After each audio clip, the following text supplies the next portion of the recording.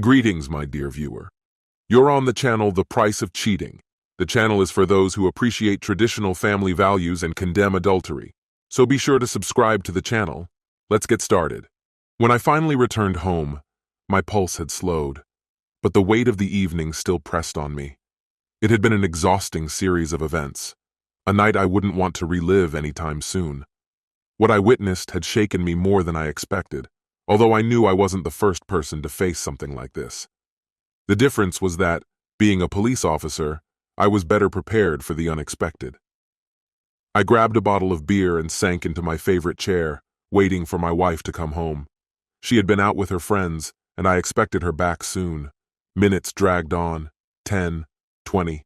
I began to wonder if she was running late when I heard the familiar sound of her key turning in the lock. Here it was, the moment of truth. Everything could go in any direction now. By dawn, our relationship could be shattered beyond recognition, but the next few minutes would decide everything. The choice was hers. "Oh, Charlie," Emily said, surprised to see me sitting in the chair when she entered the house. "What are you still doing up?" The question was logical. At 2 in the morning, it wasn't usual for me to be awake. For months now, I'd typically been fast asleep by the time she returned from her weekly outings with her friends. Her question didn't catch me off guard. I studied her carefully, still struck by how beautiful she was. She was almost 53, a few years younger than me, with a slim figure, long legs, and looks that still caught the attention of others. Her face was sweet and radiant, but I couldn't shake the memory of the men at the club who had lined up to dance with her, their hands wandering too boldly. "Did you have a good time tonight?" I asked calmly. "Not bad," she replied casually, kicking off her shoes. "Just fun as usual, nothing special." Was that true? Was what I saw just another ordinary night? If so, did that mean every Wednesday was like this when she went out with her friends? Sarah and Abigail? She hesitated for a moment before taking off her jacket, as if she were weighing her options. Normally I wouldn't have noticed, but tonight I knew why she hesitated. I knew exactly how revealing her blouse had been, and that she'd removed her bra before coming home. I wondered how many times she had returned like this while I slept, completely unaware. "Ready for bed, dear?" she asked with a smile. "At least I won't wake you up tonight." She wasn't wrong. When she came home late, she sometimes woke me, and if I wasn't too tired, we'd continue where we left off. But if I was out cold, there was always the next day. "Wait, Emily," I said, stopping her as she headed for the stairs. "Can we talk about this tomorrow, Charlie?" she asked, a note of desperation in her voice. "I'm so tired, I really need a shower." "No," I said firmly. For the first time that night, she truly looked at me. The smile faded from her lips. "Take off your jacket and sit down," I said. "It's fine," she replied, sitting down but keeping her jacket on. "I'm comfortable like this." "Take off the jacket, Emily," I repeated, more insistent this time. "I'm really okay," she said, but I didn't believe her. "Take off the damn jacket when I tell you to," I snapped.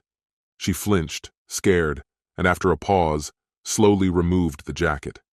Her arms remained crossed over her chest, trying to hide what I already knew. She wasn't wearing a bra. I could see the faint movement of her chest under the tight dress. She had lost more than just her bra tonight, and I knew exactly where it had gone. Her bra and panties were in my pocket, but I wasn't ready to reveal that. I told her how my partner, Michael, and I had been patrolling when we noticed a car resembling hers parked near the Wild Coyote Club, a well-known place in town, with a bad reputation, right in the heart of our coastal community. I asked her if it was her car, even though I already knew the answer. She had told me she was going to dinner with her friends that evening. How much did she think I knew? I watched as she struggled to find the right words. "The Wild Coyote?" she asked, frowning, as if she couldn't remember the name. "That's right," I said, my voice calm but firm. "Before you answer, think carefully. Our marriage might depend on it." I watched the color drain from her face. Her hand gripped the edge of the table, trying to steady herself, her chest rising and falling heavily from the strain of keeping control. She had stopped trying to cover her chest, and her dress no longer hid the fact that she wasn't wearing a bra. "That's right, Charlie," Emily whispered, her breath shaky. It's a club, but also a restaurant. We had dinner there. And did you dance? I asked, my voice curious, but with a hint of something more. Dance, Charlie? She repeated, her voice trembling. What's wrong with dancing? I smirked, playing along. I'm just curious, did you dance? Emily's gaze locked onto mine, searching for clues, trying to figure out how much I knew. In our 35 years of marriage, she had never outright lied to me, but this time was different. She knew the ground beneath her was shaky, and I could see the tension in her eyes. Have you been to the club, Charlie? She asked, her voice barely concealing her anxiety. That's for you to find out, isn't it? I replied, maintaining a light but suggestive tone. So, did you dance? She hesitated, her thoughts racing, trying to figure out how much truth I had already uncovered. Yes, we danced, she finally admitted, her voice quiet. The three of us danced a bit. I didn't respond immediately, just kept watching her, the silence growing heavier, making her shift nervously in her chair. All right, she continued, clearly struggling with the truth. We danced a lot, Charlie. Most of the night. Who did you dance with, Emily? I asked calmly, though the question was deliberate. Anyone in particular? She sighed, the tension between us palpable. A few guys here and there. You know how it is. 3 women like us. It's hard not to attract attention. She wasn't lying. I knew how charming Emily and her friends could be, especially in short dresses and high heels, their smiles drawing eyes, their energy captivating. But no one stood out? I pressed. No one you spent more time with? Emily's expression flickered between frustration and guilt. She tried to stand but sat back down, realizing she was caught. Charlie, stop playing games with me, she snapped, her frustration spilling over. How long were you there? What did you see? I wouldn't want to ruin the mystery, I replied, letting her frustration build, then added, Now tell me everything about tonight. Lie, and it's over. Be honest, and maybe I'll find it in me to forgive you. Her silence said a lot. She understood how serious this was. Charlie, please, she whispered, her voice trembling. I love you. You need to know nothing serious happened tonight. We were just fooling around, flirting, that's all. Then tell me everything, I demanded, though inside, I braced for hearing what I already suspected. Emily took a deep breath, her demeanor shifting as if she realized there was no way out. Slowly, she began to recount the night, and I listened, forgetting about sleep or comfort. We arrived at the club, ordered drinks, and soon enough guys started approaching us. They flirted, invited us to dance, and we played along, teasing them a bit. I danced with several of them. One guy danced with me more than the others, but only because he was a really good dancer. I didn't believe her. The way she moved with him wasn't just dancing. From the moment I saw them, it was clear they weren't strangers. Their movements were synchronized, intimate, and his hands never strayed far from her as they danced together. That's it, she finished her story. He left around midnight and we girls stayed much longer. Technically it was true, but it wasn't the whole truth. So you didn't leave with him? I asked, trying to keep my voice steady, even though I already knew the answer. Leave with him? She echoed, pretending to be surprised. Why would I leave with him? Her evasiveness was obvious, but despite everything, I still loved her. I decided to give her one last chance to confess. Do you recognize the black BMW parked by the waterfront? I asked, sensing this was her final chance to tell the truth. Emily's face contorted with discomfort, her skin noticeably pale. I heard her quietly mutter, "Oh no," under her breath. The urge to press her was too strong to suppress, and I couldn't help but feel a grim satisfaction at her embarrassment. "Oh, Charlie," she whispered in despair. I simply shrugged. "It's nothing. Honestly, I didn't do anything. Nothing serious happened." Her composure shattered, and she suddenly burst into tears, covering her face with her hands, overwhelmed with guilt. "So, how long have you been involved with David Smith?" I asked, keeping my tone calm. Her eyes widened in shock. "You even know his name?" she whispered, lowering her hands in defeat. "I'm such a fool, Charlie. I'm so sorry," she admitted, her voice trembling. I nodded silently, though she was too consumed by her grief to notice. With the resources at my disposal, finding out about him had been all too easy. My job allowed me to dig into anyone's life with little effort. If I wanted to, I could have uncovered every intimate detail about him. I let her wallow in her shame a little longer before deciding it was time to press further. Reaching into my jacket, I pulled out her bra and tossed it into her lap. "Missing something?" I asked coldly. She didn't reply, just stared at it. Then I reached into another pocket, pulled out her panties, rolled them up, and threw them her way as well. This she couldn't ignore. Emily let out a quiet groan, shaking her head in disbelief. Her lips trembled as she tried to speak, but after a few failed attempts, she finally managed to ask through her tears, "How much did you see?" "Everything," I spat. "Every damn detail, from the moment you let him grope you on the dance floor to when he took off your panties." "Charlie," she sobbed. "I'm sorry," she cried. "I wish I'd never met him, but I didn't let him go all the way, I swear."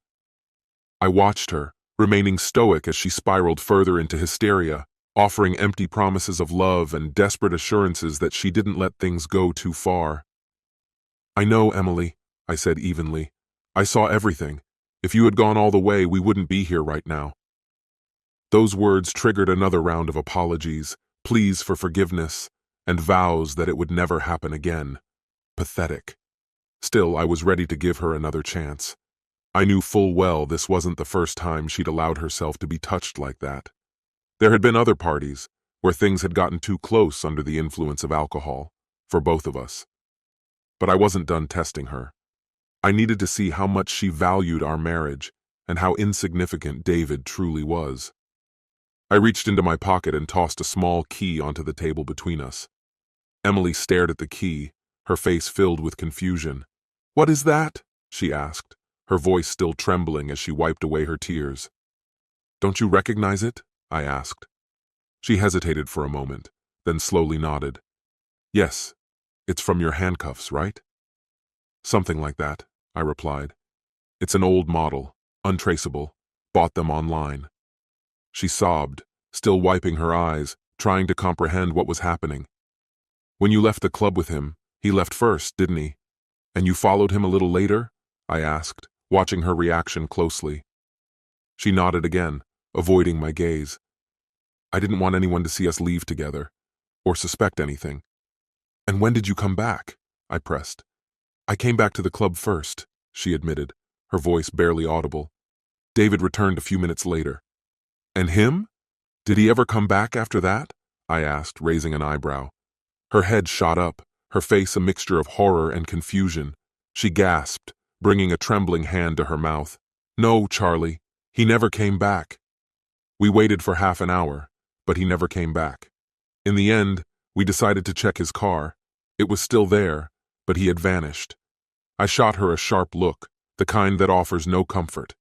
I let the tension hang in the air, giving her time to piece together what I was hinting at. Finally it clicked, and she gasped. "Oh God, Charlie, what did you do? What did you do to David?" Panic quivered in her voice. "After you left, Michael and I pulled him out of the car and tied him up. Then we took him to the beach, behind the breakwater, and chained him to a post near the old pier. And we revealed who we really are." Emily's eyes widened with disbelief. "What does Michael have to do with all of this?" "Michael was the one who tipped me off. He found out his wife, Lauren, has been seeing David for the past 6 months. They had an affair while Michael was at work. When Michael started following David, he found out that David was also stalking you. So if I have a reason to hate him, Michael has even more." Emily cursed under her breath. "Lauren was the one who introduced me to him, but I had no idea she was involved with him. What now, Charlie? Are you really going to leave him there all night?" I studied her face, trying to read her reaction. "It's not that simple. We left him in a spot where, when the tide rises, the water will be about 3 feet over his head." Her face turned pale, and she whispered in a barely audible voice, "You can't let him drown, Charlie." I remained calm. "He has one chance, Emily. By now, the water's probably already touching his feet. In 40 minutes, it'll all be over, and it's a 20-minute drive to the beach." She stood still, silent. I had given her a hard choice. If he means something to you, you'd better save him. But if you do, you'll never see me again. Either I disappear or I end up in prison. If you decide to stay, come to bed with me and I'll forgive you. We'll pretend none of this ever happened." Emily sat, trembling, holding the key in her hand. She wasn't going to get away with this easily. "You have 10 minutes left," I reminded her. I was about to find out just how much she truly cared about me. If the situation hadn't been so grim, it might have almost been funny, watching her sit there, her eyes dry but her body shaking with fear. She was too wrapped up in guilt to even question whether I was telling the truth. The truth was that after Michael and I pulled David out of the car, we gave him a stern warning. If he ever saw one of our wives near his club again, he'd know to send them away. Though it's unlikely he'll be dealing with club business anytime soon, because we gave him a decent beating. We hung him upside down by the breakwater, just as the tide was starting to rise. Not the best place for a man. 5 minutes left, I said to her, but she still didn't move. Then, as if resigned to her fate, Emily looked at me and quietly said, "Let's go to bed, Charlie." That's when it hit me. It was my moment of decision. Had she suffered enough? I wasn't entirely sure, but then I made up my mind. "Emily, your lover is safe. It was a test. But don't think this is over. Tomorrow, I'm starting the divorce process." This concludes the story. If you like it, then put your powerful like and subscribe to the channel.